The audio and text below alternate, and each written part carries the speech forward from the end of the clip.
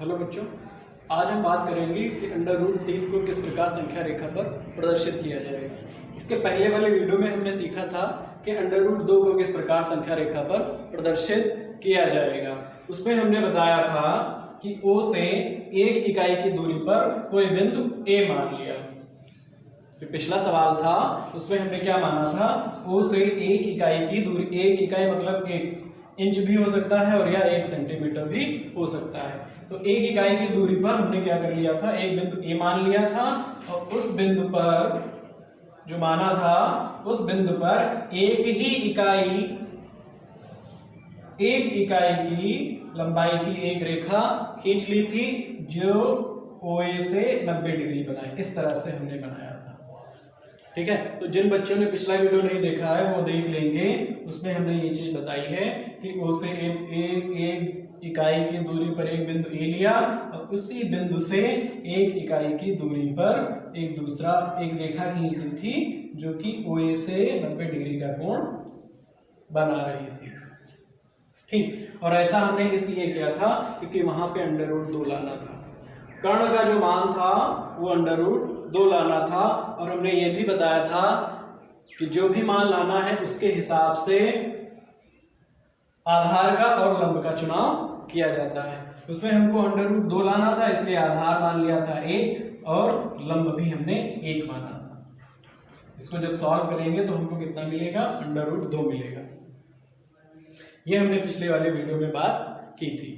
लेकिन आज हमको क्या लाना है, आज हमको लाना है अंडर रूट 3। ठीक है, तो अंडर रूट 3 लाने के लिए अगर हम आधार 1 लेंगे और यही लेंगे तो अंडर रूट 3 नहीं आएगा। तो अंडर रूट 3 के लिए आधार कितना होना चाहिए, अंडर रूट 3 के लिए आधार क्या होना चाहिए, कर्ण का मान जब अंडर रूट 3 लाना है, कर्ण का मान जब अंडर रूट 3 लाना है तो आधार कितना होना चाहिए, आधार होना चाहिए अंडर रूट 2। ठीक है, लंब कितना होगा 1। तो हमारा जो रिक्वायर्ड है, जो लाना है हमको, वो नंबर आ जाएगा। हमको अंडर रूट 3 लाना था तो हमने क्या कर लिया, आधार कितना कर लिया, अंडर रूट 2।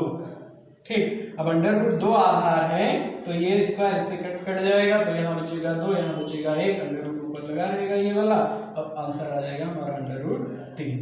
तो जो अंडर रूट 3 इतनी लंबाई वाली जो रेखा आएगी उसको फिर से क्या कर लेंगे, हम इतनी त्रिज्या में कंपास में भरेंगे और चाप लगा देंगे तो वो पॉइंट यहाँ पे हमको कहीं ना कहीं मिल जाएगा। ये हमको इसमें करना है।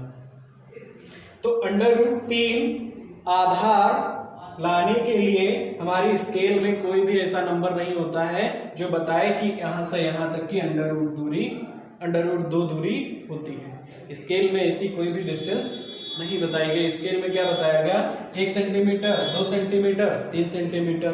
अंडर रूट 2 सेंटीमीटर या अंडर रूट 2 इंच नहीं बताया गया। ठीक है, इसलिए हम क्या करेंगे, अंडर रूट 2 लाने के लिए अंडर रूट 2 लंबाई लाने के लिए हम क्या करेंगे, ये जो प्रक्रिया हमने पिछले वाले वीडियो में करी थी एक बार फिर से करेंगे। जो अंडर रूट 2 के लिए हमने पिछले वाले वीडियो में किया था वो हम फिर से कर लेंगे। क्या कर लेंगे, एक A बिंदु मानेंगे O से कितनी दूरी पर, 1 इकाई दूरी पर। उससे क्या होगा, जब ये मान लेंगे 1 इकाई और ये मान लेंगे 1 इकाई तो ये जो दूरी आ जाएगी, ठीक है, ये जो दूरी आ जाएगी OB, ये अपने आप अंडर रूट 2 आ जाएगी।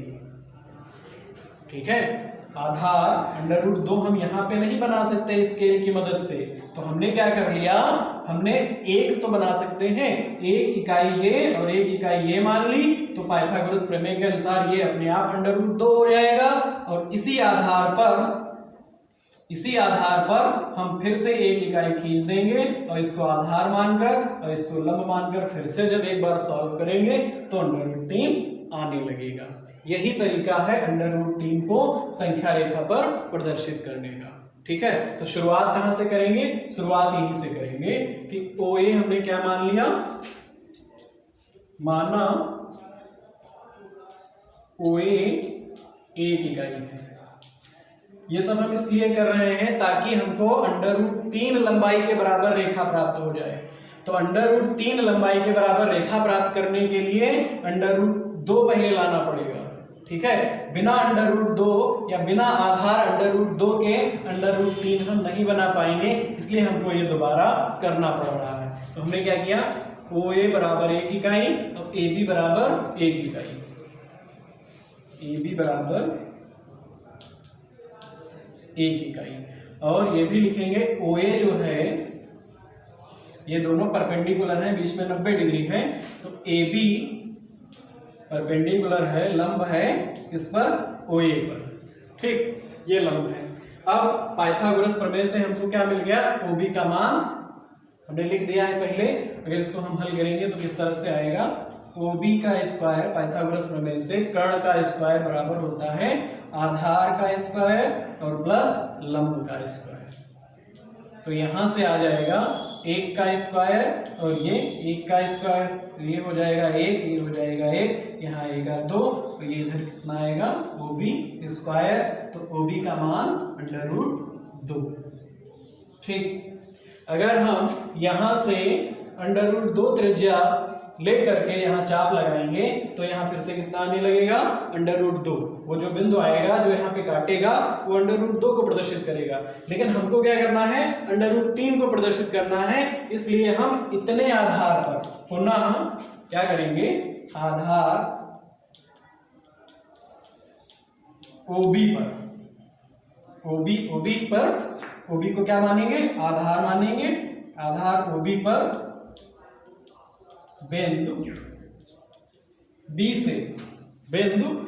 से 90 डिग्री बनाती हुई कोई रेखा BC खींची, यहाँ पे क्या मान लेंगे, BC मान लेंगे, बिंदु आधार OB पर बिंदु B से 90 डिग्री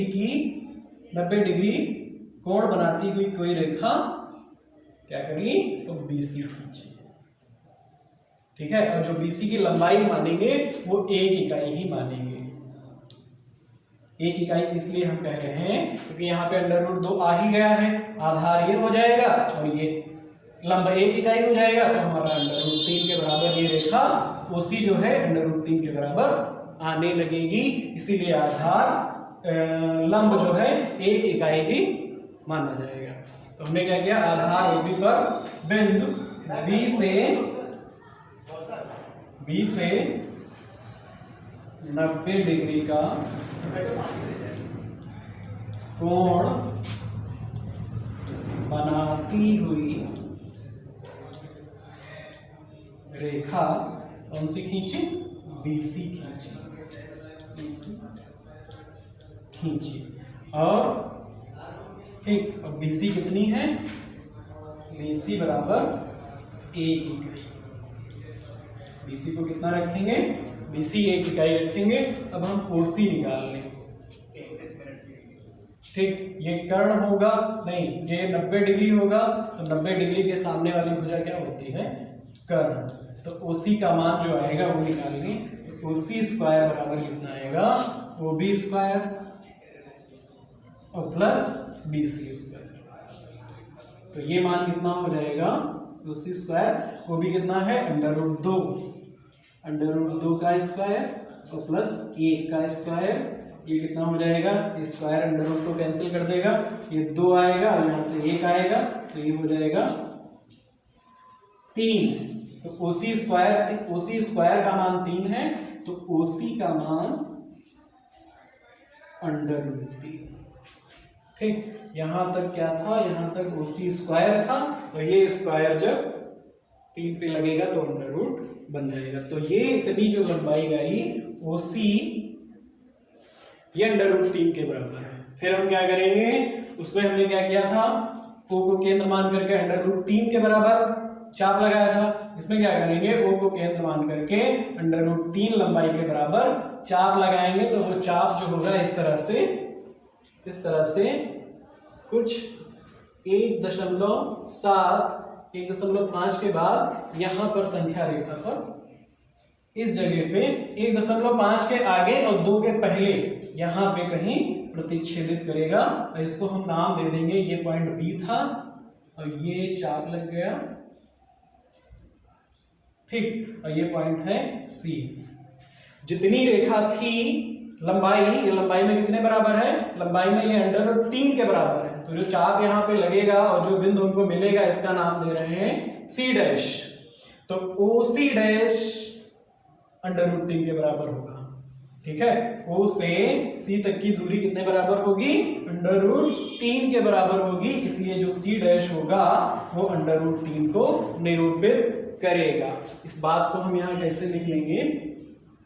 यहाँ लिखे दे रहे हैं, इसको लिखेंगे कि बिंदु ओ को केंद्र मान करके, बिंदु ओ को केंद्र मान करके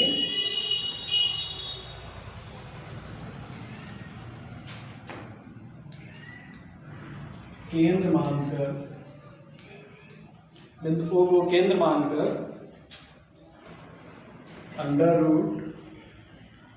√3 इकाई त्रिज्या लेकर एक चाप लगाया जो कि संख्या रेखा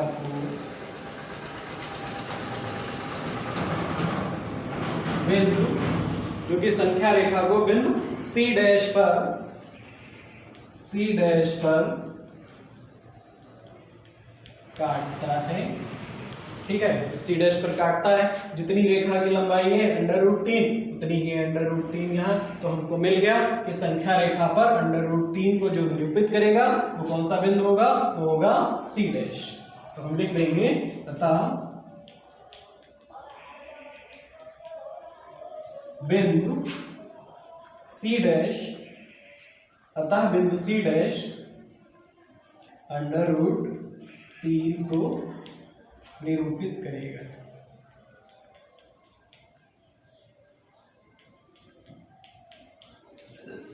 इस तरह का एक अभी क्वेश्चन और है, वो भी कराएंगे।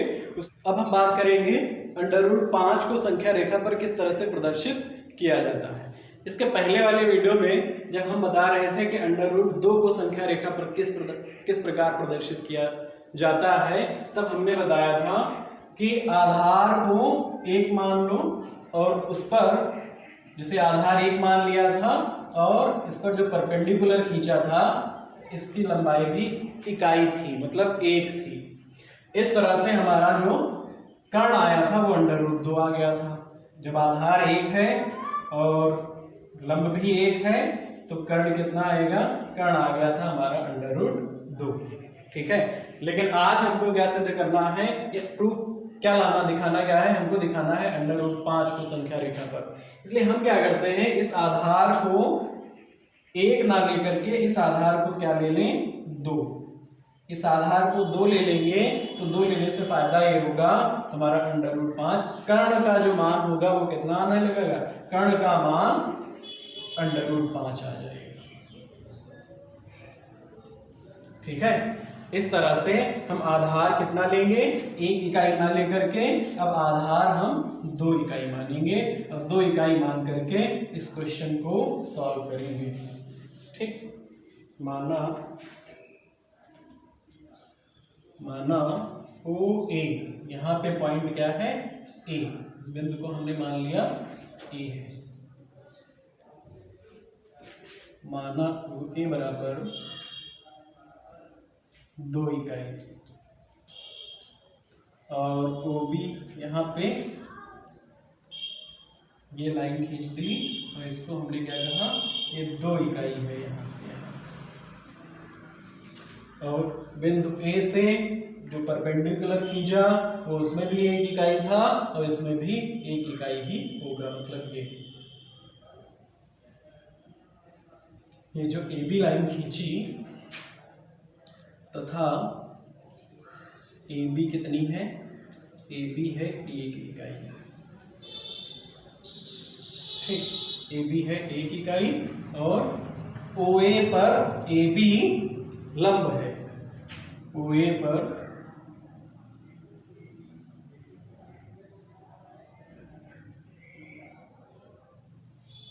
AB जो रेखा है वो परपेंडिकुलर है OA पर। इसका मतलब क्या है? इसका मतलब है ये जो है 90 डिग्री है और OB जो होगी रेखा ये क्या हो जाएगी? कर्ण हो जाएगी। ठीक, अब पाइथागोरस प्रमेय हम लोग जानते हैं। पाइथागोरस प्रमेय, कर्ण का स्क्वायर बराबर आधार स्क्वायर प्लस लंब का स्क्वायर, ये लगा देंगे और इस ओबी की लंबाई निकालेंगे। तो ओबी का स्क्वायर बराबर ओए का स्क्वायर और प्लस AB का स्क्वायर, ये हम लोगों ने पाइथागोरस प्रमेय से सीख लिया। ये पाइथागोरस प्रमेय है। OB का स्क्वायर बराबर OA कितना है 2 प्लस 1 का स्क्वायर, तो ये कितना आ जाएगा 4, और ये कितना आएगा 1, ये आएगा 5। और ये OB का स्क्वायर जब इस पर जाएगा तो OB हो जाएगा √5 इकाई। इस तरह से हमने √5 इकाई लंबाई की एक रेखा हमको क्या मिल गई, OB मिल गई। ठीक है, मतलब ये है कि इसकी जो रेखा, इस रेखा की लंबाई जो होगी वो √5 के बराबर होगी। फिर क्या करेंगे, इस √5 लंबाई वाली रेखा के बराबर हमको क्या करना होगा, इस पर लेना होगा। इस पर देखेंगे कि ये बिंदु जो है यहाँ पर किस बिंदु पर काट रहा है। तो इसके लिए हम क्या करेंगे, इसके लिए कंपास की मदद से बिंदु को केंद्र मानकर और √5 इकाई की त्रिज्या लेकर एक चाप लगाएंगे। ठीक है, बिंदु O को केंद्र मानेंगे, जो कंपास वाला नोक वाला सिरा है वो 5 पे रखकर √5 इतनी लंबाई भर लेंगे अपने कंपास में और इस तरह से चाप लगा देंगे। तो ये लगभग क्योंकि √5 का मान होता है 2.23 लगभग, तो यहाँ पे कहीं इस तरह से चाप संख्या रेखा को बिंदु B डैश पर प्रतिच्छेदित करेगा।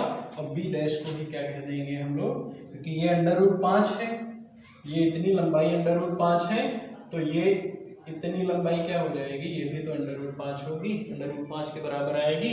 इसलिए बिंदु B डैश जो है वो √2 को प्रदर्शित करेगा। इस बात को यहाँ किस तरह से लिखेंगे कि बिंदु को केंद्र मानकर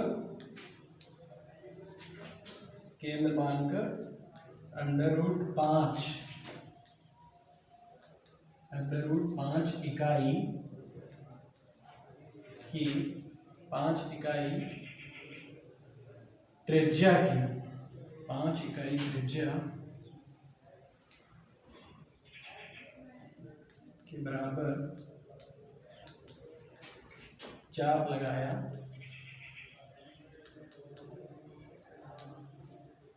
जो कि संख्या रेखा को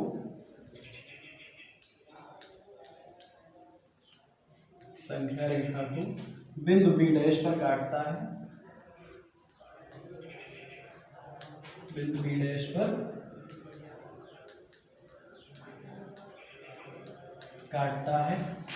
बिंदु B डैश √5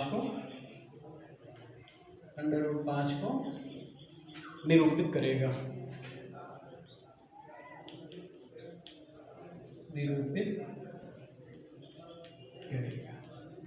इस तरह से हमने √5 को संख्या रेखा पर किस तरह से प्रदर्शित किया जाता है सीख लिया है।